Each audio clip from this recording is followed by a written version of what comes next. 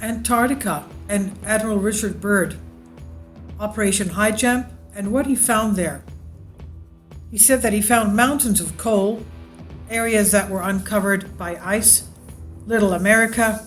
He says that there's enough coal there to supply the whole world for hundreds of years once the coal reserves in the known world are done away with.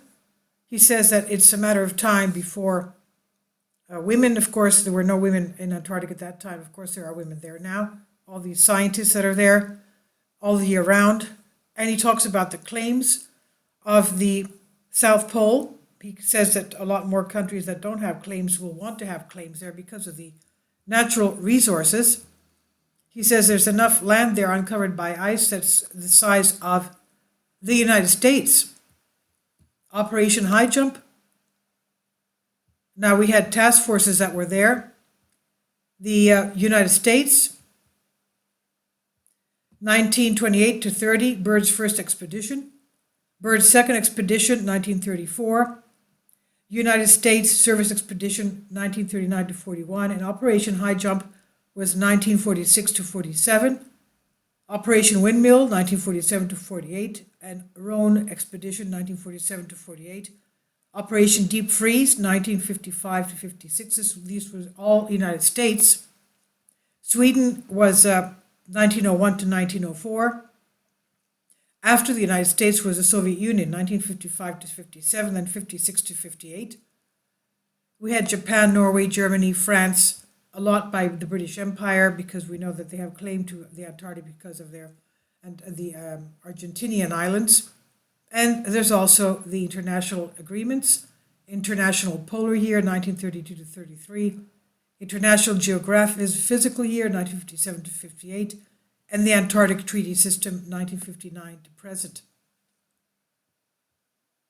And this is a Creative Commons video by LONGINES CHRONOSCOPE, Public Resource Organization. I'll let you listen to it so you can see what he found in his own words. Kindly support my Patreon account. The daily posts are 5 videos daily, and they are totally different from what I have on my YouTube channel. Thank you so much for your support and that you find all my content so interesting. You'll find the Patreon account details in the description box below. This is Frank Knight. May I introduce our co-editors for this edition of the Longines Chronoscope? Larry Lasser, CBS News correspondent, and Kenneth Crawford, National Affairs Editor of Newsweek magazine. Our very distinguished guest for this evening is Admiral Richard E. Byrd. The North Pole used to be a no-man's land, but these are the days when, by buying a ticket on a commercial airline, you can fly across the North Pole and drink a cocktail at the same time.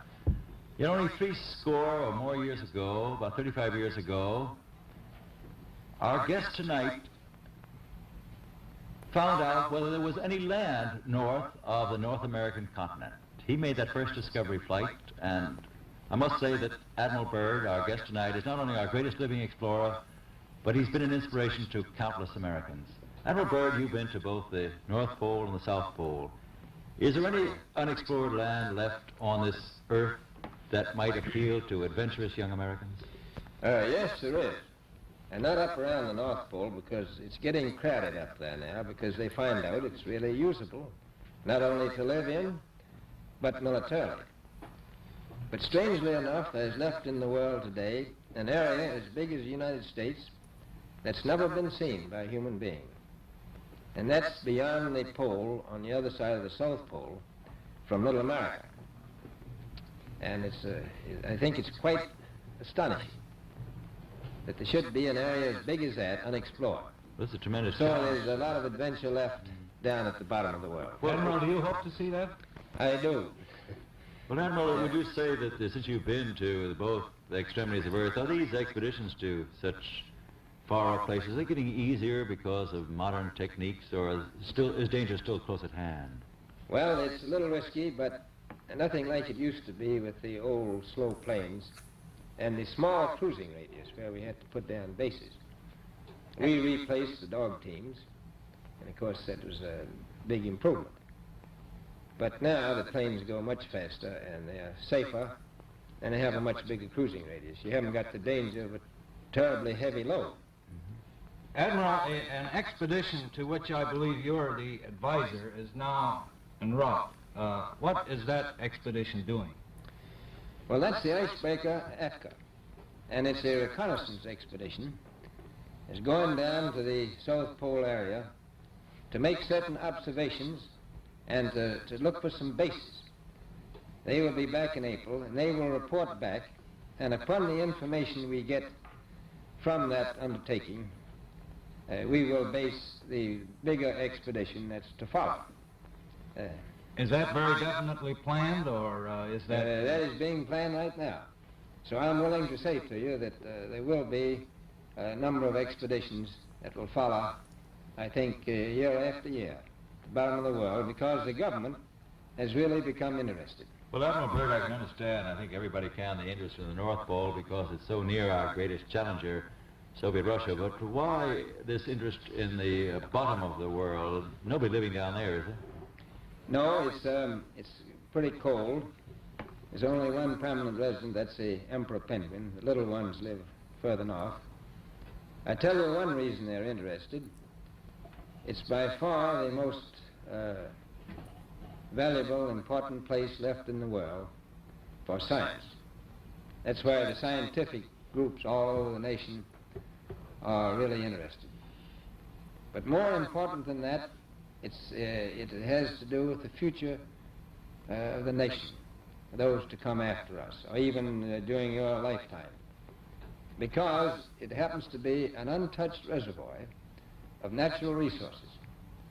And, you know, as the world swings with an ever-increasing acceleration, far-flung places, once useless, like we thought the North Pole was, and no man's land, become very useful. The bottom of the world will be important, not only to us, but to our allies. I was going to ask you, does it have military importance? It has some, and as the world shrinks, it will continue to shrink with an ever-increasing acceleration, thus bringing these places closer. And in the future, I can see a time when it will be very, very important strategically. Well, has the development of air power increased the strategic importance of places like the very much Palmer so. Peninsula, was it? Very much so. Even now, if anything happened and we lost the Panama Canal, we would have to control the islands just north of Antarctica, which are part of Antarctica. Then between there and Cape Horn. I've heard it said that there are 7 continents in the world, and one of them has never been seen by a woman, and that's Antarctica. Is that actually true? Well, if the Palmer Peninsula is an island, as far as I know, that's true. No woman's ever stepped foot upon the Antarctic continent, and it's the most peaceful place in the world. Well, I'm sure that won't last very long. I understand now that you're working with the Arnold Bread Company in charge of frozen foods. Now, is there any future for frozen foods down these frozen extremities? Well, I think the human race can be helped by that. This was thought out by Dean Arnold, who's, in my opinion, the great humanitarian. He learned that we went down there after 4 or 5 years and finished a meal that we had left there on the table when we had evacuated Little America. Everything was perfect, including the bread. So he got the idea of this frozen bread, and already he sent some to Europe, and it worked very well over there for some of the starving people. So you can store it down to the Antarctic, and against the lean years, and you wouldn't have any people in the world really starving if you did that. Yes, in the event of an atomic war... It'll stay there forever. Admiral, you speak of the resources of Antarctica. What are they? What are the natural resources there? Well, we've found enough coal within 180 miles of the South Pole in a great ridge of mountains. It's not covered with snow, enough to supply the whole world for quite a while. Well, that's the coal. Now, there's evidence of many other minerals. We are pretty sure there's oil. Now, that coal shows the bottom of the world. Now, by far, the coldest spot in the world. Where that coal is gets 100 below zero in the winter. well, It was once tropical. So we think there's oil there, and there's evidence, probably uranium there. Is it any secret? Is there uranium there? That would be the only thing that would be practical to actually go after, I suppose. Everything else would be economically unfeasible, wouldn't it? Well, as we recklessly expend our resources, the time will come when we'll have to go after that stuff down there. Well, you know, I avoided what you said about uranium. I'm not sure about that. I don't want to have the world fighting over the Antarctica. Admiral Byrd, is there a competition among other nations to try to get information about Antarctica and possibly to secure some of these resources? Well, yes. There are now several nations very much interested. Russia is interested tremendously. That I'm sure of. Australia has an expedition down there. The Argentine, the Chile, New Zealand, Britain, and so on. Now, you can understand those people down there being interested because they live down there, the New Zealanders, the Argentinians, the Chileans, and Australians. And so we don't do much about claiming anything. Admiral, you make it sound a little crowded. Are there that many expeditions now there or en route there? Well, you know, as I said, it's the most peaceful place in the world, but I don't think it will be for long because of this intense interest on the part of other nations and this nation. Well, Admiral Byrd, are private expeditions a thing of the past? Is expedition and exploration, making expedition and exploration now purely a government function because of the tremendous no, cost I and don't think organization? so. I think down south it may be more or less a thing of the past, but not other expeditions that go there. A lot of them go north now. This latest expedition now on the way is a government expedition, I take it. Yes, that's the government. Admiral Byrd, may I ask you, is there a great difference between the top of the world and the bottom of the world? There is. Now, the North Pole is the center of an ocean 10,000 feet deep. The South Pole, the center of a plateau, 10,000 feet high. The North Polar Sea is surrounded by continents that are slightly frozen. The Antarctic continent is surrounded by a belt of ice, frozen seas of at least 1,200 miles thick. Now, the south is a plateau. It gets, in some places, 14,000 feet up. I've been over areas about 13,000, and it's a little bit chilly up there.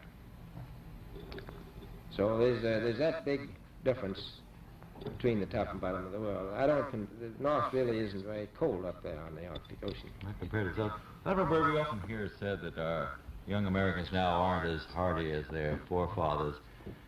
Do you think that Americans do measure up to the standards, the physical standards and morale standards of the past? I do. I don't believe that. I think they're just as hardy. Well, what would you say was the most valuable factor on expedition? Is it morale, or physical courage, or is it sheer equipment? Well, I've always thought that loyalty was by far the most important trait. The British told me that when I first went down in 28, that I couldn't possibly get through the winter night without a mutiny if I took more than 20 men. But to serve science, I had to take 42 men. Then I took 56 the next time, and so on. So, and I did find that loyalty was the most important thing during the winter night when it's very hard on your nerves.